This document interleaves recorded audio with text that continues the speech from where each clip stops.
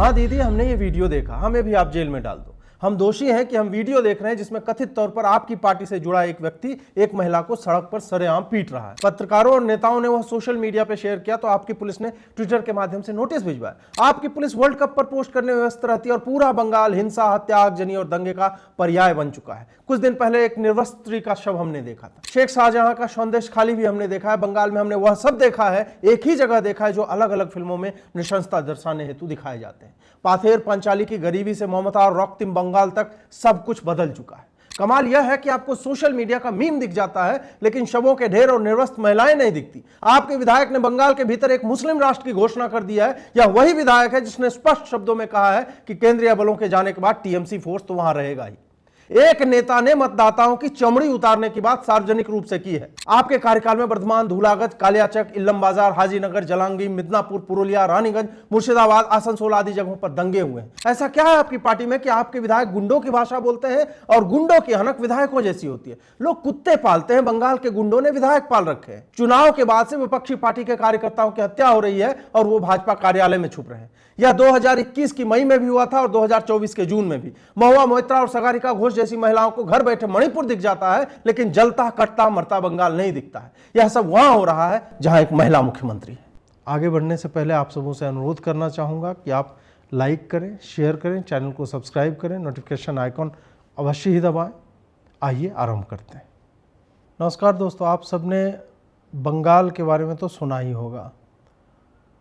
जिस बंगाल को आज से कुछ दशकों पहले तक साहित्य के लिए, कला के लिए, संस्कृति के लिए उसकी एक अलग पहचान बनी हुई थी। उसके बाद फिर 60 का दशक आता है, 70 का दशक आता है, कांग्रेस का शासन आता है, बर्बादी, हत्या, हिंसा होती है, लोग उबते हैं और फिर कम्युनिस्ट वामपंथियों को वोट देते हैं। वामपंथियों ने जो नृशंसता का दौर चलाया जिसमें खून से सने चावल से लेकर के आप जितनी विकृत हिंसा या विकृत मानवीय प्रवृत्तियों की बात करेंगे वो सब होती है।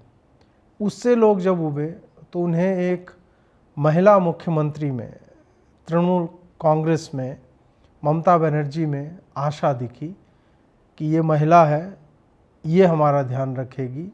नाम भी ममता था। ममता का अर्थ होता है ममत्व, मम मतलब मेरा, अपनापन। और ममता में यदि बंगाल के नागरिकों को लेकर एक गुण का अभाव है तो वो है ममता का। उसमें वही एक गुण नहीं है।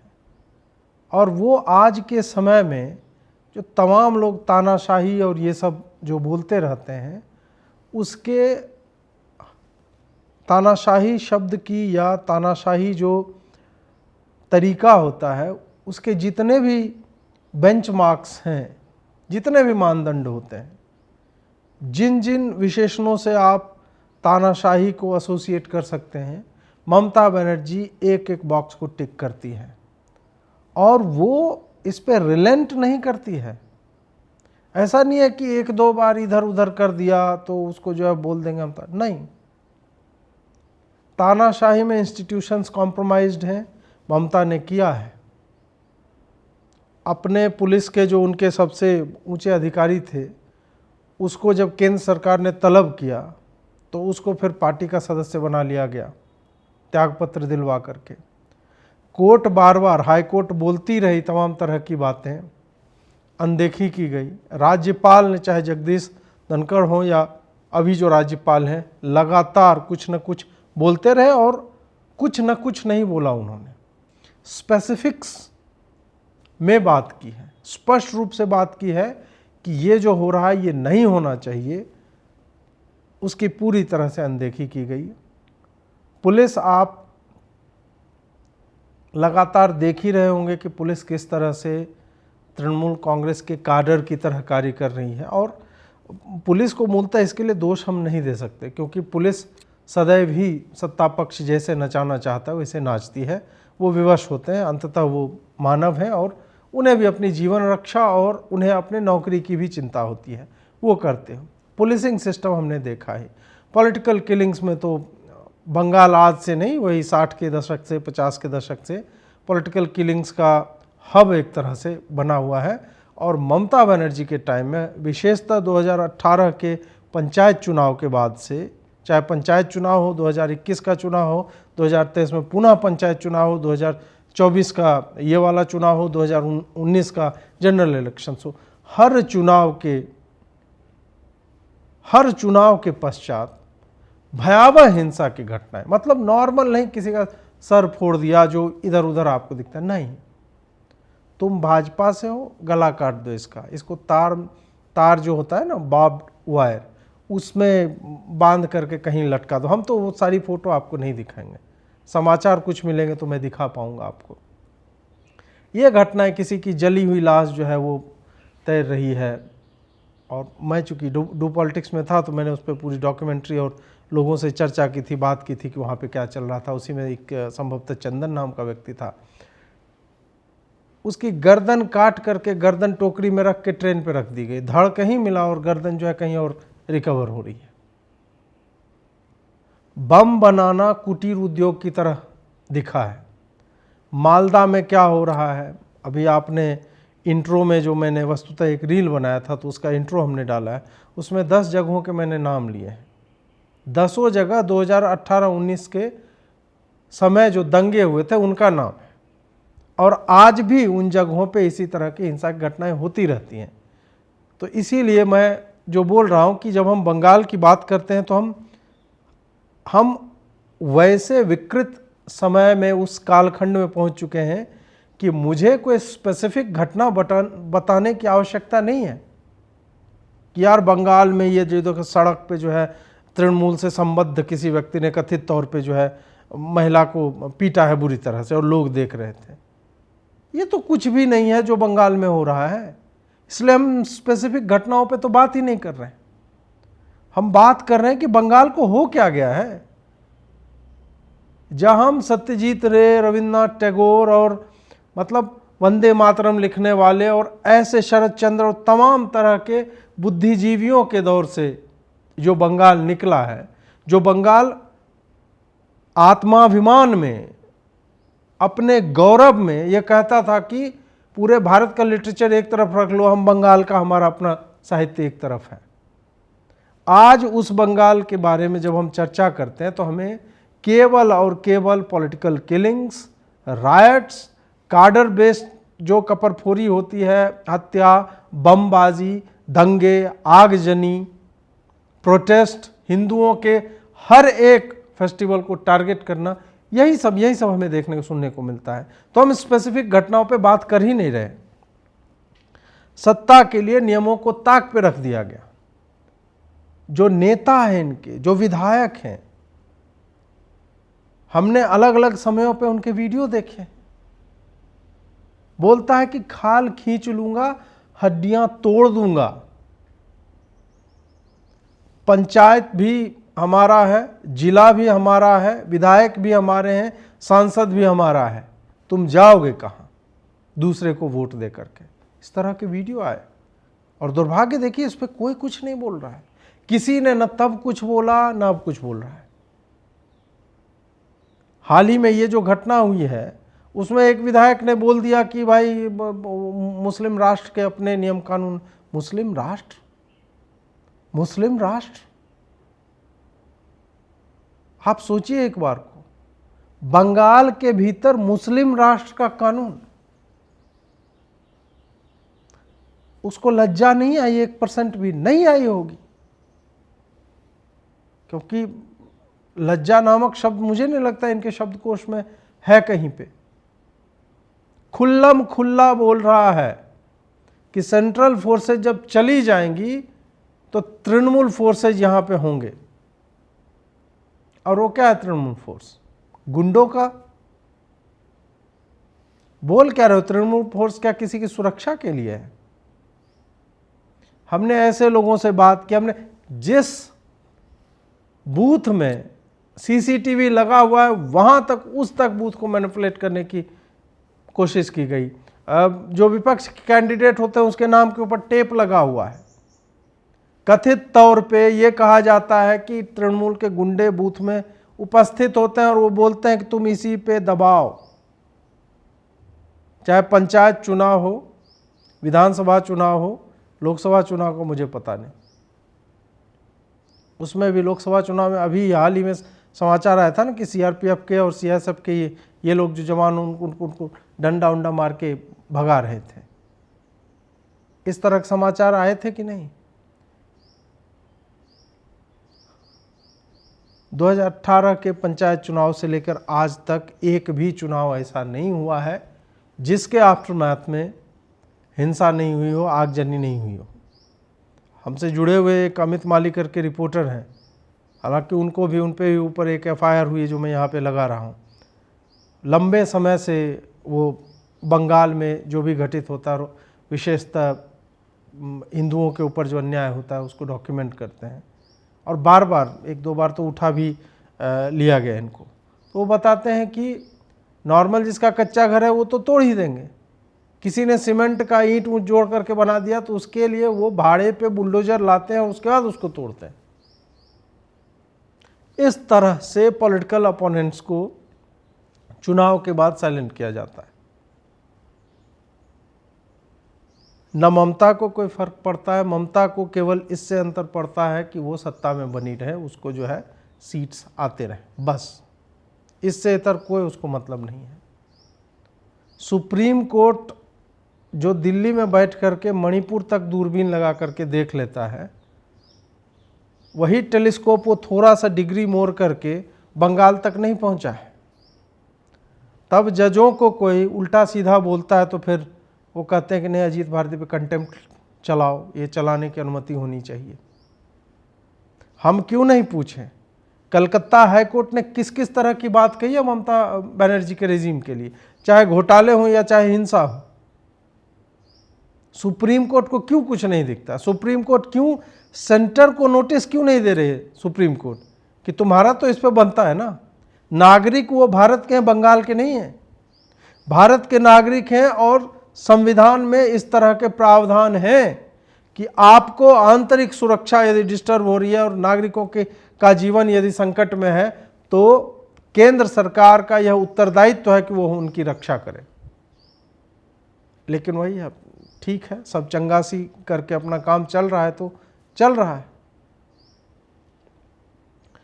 बंगाल को देखिए कि इस तरह की घटनाओं को सुरक्षा किन किन चीज़ों से मिली हुई है।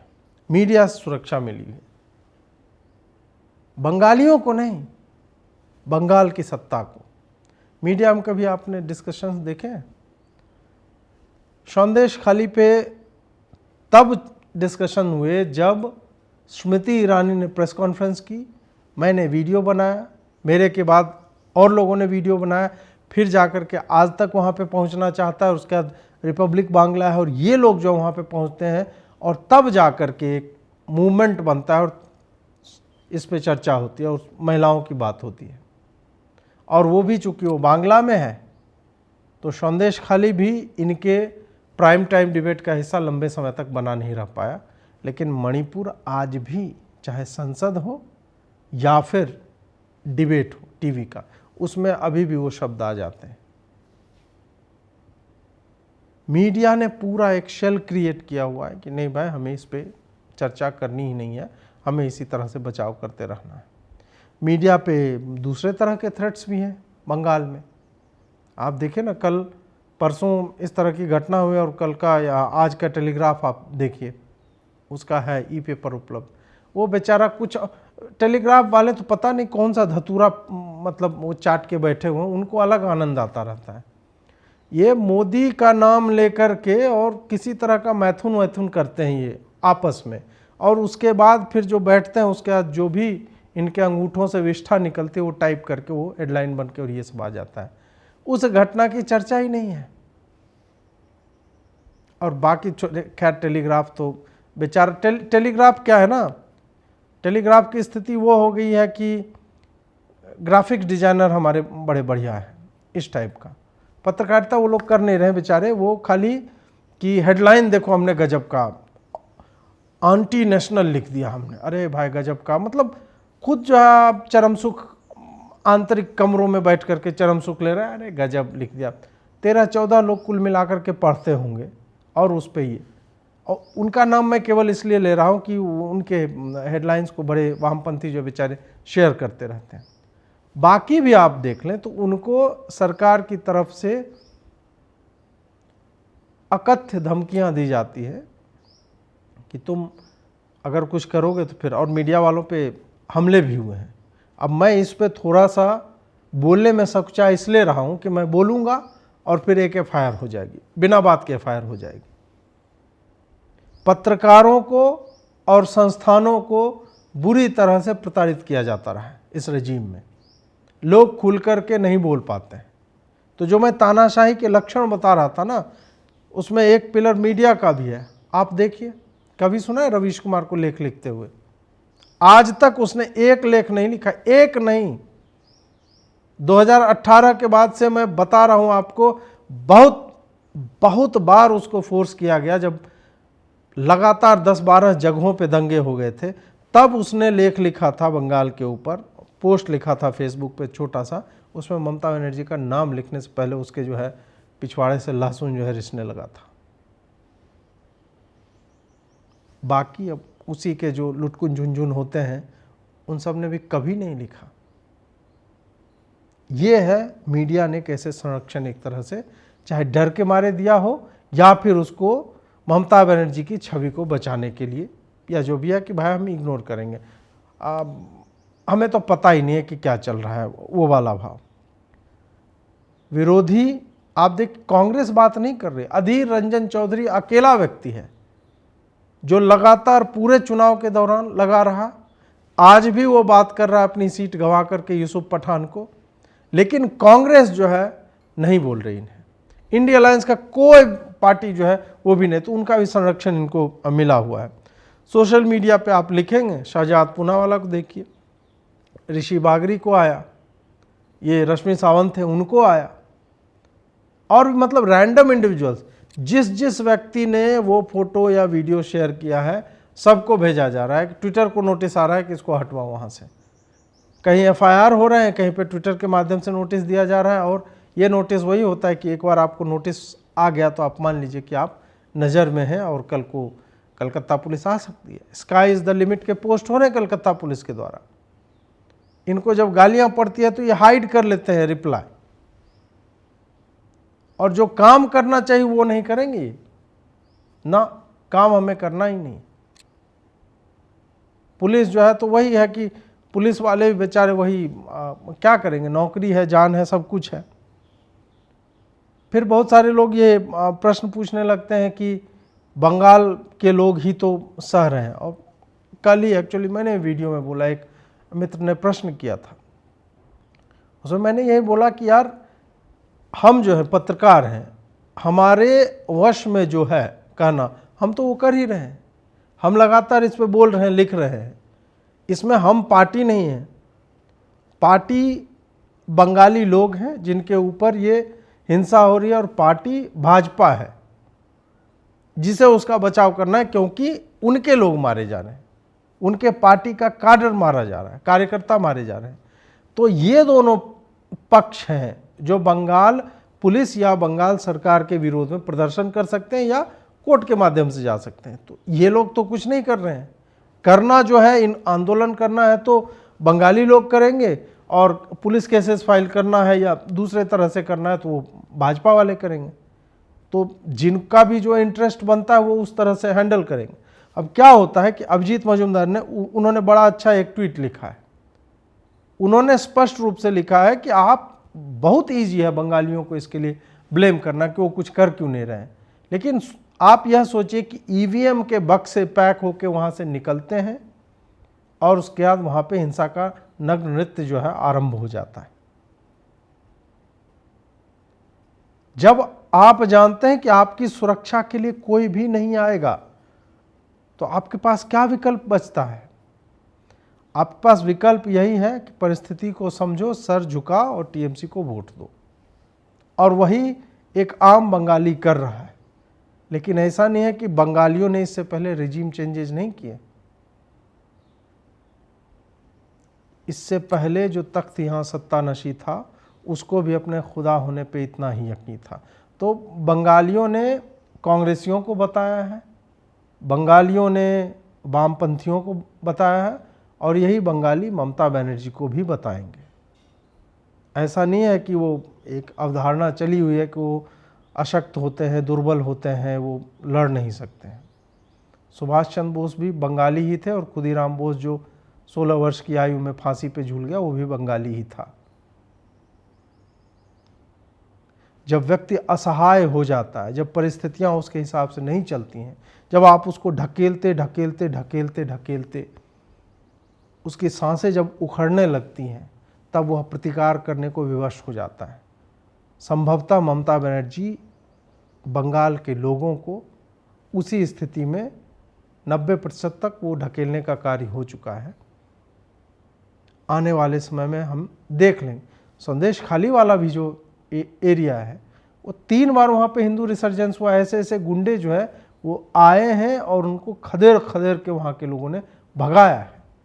तो ऐसे उदाहरण हैं कि बंगालियों ने सेल्फ क्लेंजिंग एक्ट किए हैं और यही मुझे लगता है कि आने वाले समय में बंगाल में होगा। चूँकि सोशल मीडिया का दौर है तो हमें इस तरह की घटनाएं देखने को मिलती हैं। आप सोचिए मरीझापी में जो हुआ वो सोशल मीडिया के दौर में यदि होता तो क्या होता। रक्त से सने चावल खिलवाए गए, मतलब पति के रक्त, जो आपने कश्मीर फाइल्स में देखी है ना, वो तो बाद में अडॉप्ट किया गया उधर कश्मीर के जिहादियों के द्वारा। वो पहले हो चुका है बंगाल में और एक बार नहीं हुआ है, उसके कई वेरिएशंस होते रहे हैं। केरल के एक मुख्यमंत्री या किसका था, उसका स्टेटमेंट है कि हमें बंगाल के वामपंथियों से सीखना चाहिए। नमक की बोरियों के साथ शवों को दफनाओ ताकि सब कुछ गल जाए, कुछ भी ट्रेस ना मिले। तो बंगाल ने वह दौर भी वामपंथियों की हिंसा का झेला है, उसके बाद भी वो ऊपर उठ के आए। तो आएगा, बंगाल के लोग स्वयं ही इसका प्रतिकार करेंगे और ममता बनर्जी अनंत काल तक अमृत चक्के तो आई नहीं है। कभी पैर में प्लास्टर, कभी नाक टूटने का, कभी माथे से खून, यही सब उसका वो मतलब व्हील चेयर पे घूम रही है। तो एक समय तो आएगा कि ममता बनर्जी के लिए निर्देशक ने जितनी पंक्तियां लिखी थी, पटकथा में जितनी बातें लिखी हुई थी, सब एक दिन समाप्त हो जाएगा।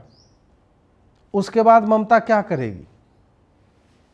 तुम्हारे सारे प्रोपेगेंडा, तुम्हारे सारे हथकंडे एक दिन समाप्त हो जाएंगे, फिर क्या करोगे? कितने लोगों को बंगाल पुलिस जो है फायर करके जेल में डाल देगी? कितने लोगों को? सोशल मीडिया पे हर व्यक्ति आज तुम्हारे विरोध में लिख रहा है, हर व्यक्ति में, राजदीप सरदेसाई तक लिख रहा है। समझो कि समस्या कितनी विकट है। सबा नकवी भी लिख रही है। ये सब देख करके तो ममता बनर्जी को she should see the writing on the wall. उसको देखना चाहिए कि भाई अब क्या हो रहा है। अब अपने लोग भाई इस तरह से, सागरिका का पति जो है बेचारा इस तरह से लिख रहा है, तो उसको देखना ही पड़ेगा। भाजपा मुझे लगता है कि संवैधानिक बाध्यता जो है उसको, नागरिकों की सुरक्षा का, उससे भाग रही है।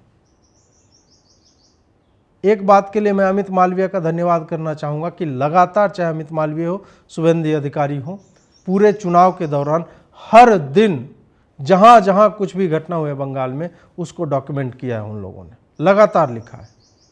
कमेंडेबल जॉब है कि चलिए सोशल मीडिया पे एक काम तो ठीक से किया जा रहा है।